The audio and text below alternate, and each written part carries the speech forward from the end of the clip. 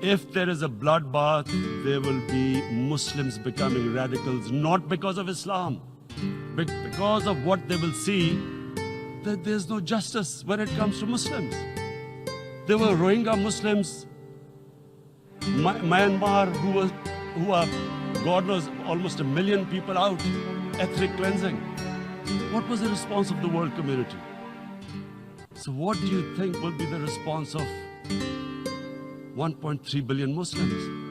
I picture myself. I'm in Kashmir. I've been locked up for 55 days. I have heard about, and there are rapes, Indian Army going into homes, soldiers. Would I want to live this humiliation? Would I want to live like that? I would pick up a gun. You're forcing people. You are forcing people into radicalization. When people lose the will to live, what is there to live for? And this is what, if you can do this to human beings, you are actually radicalizing people. And so, Mr. President, I want to repeat here, this is one of the most critical times. There will be a reaction to this. Pakistan will be blamed. 2 nuclear-armed countries will come face to face like we came in February. And before we head in that direction, the United Nations has a responsibility. This is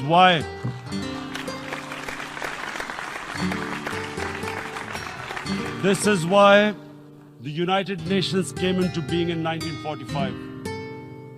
You were supposed to stop this happening.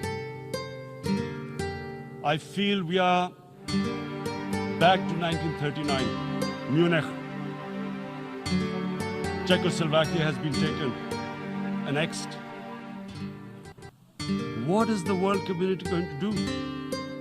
Is it going to appease a market of 1.2 billion, or is it going to stand up for justice and humanity?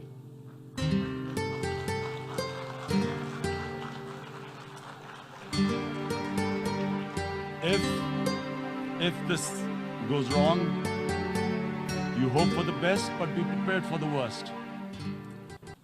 If a conventional war starts between the 2 countries, Mr. President, if a conventional war starts, and anything could happen, but supposing a country 7 times smaller than its neighbor is faced with the choice, either you surrender or you fight for your freedom till death, what will we do? I ask myself this question. And my belief is, La ilaha illallah, there is no God but one. And we will fight. And when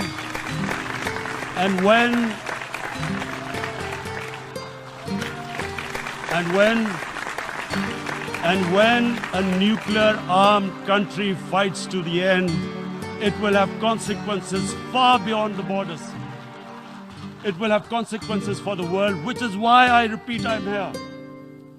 Because I'm warning you, it's not a threat. It's a fair worry that where are we headed? And I've come here to tell the UN, you've got to, this is a test for the United Nations. You are the one who guaranteed the people of Kashmir the right of self-determination. They are suffering because of that. And this is the time.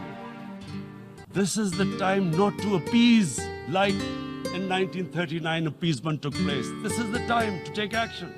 And number 1 action must be that India must lift this inhuman curfew, which has lasted for 55 days. It must free all political prisoners, and especially those 13,000 boys that have been picked up. Parents don't know where they've disappeared. And then the world community must give the people of Kashmir the right of self-determination. Thank you.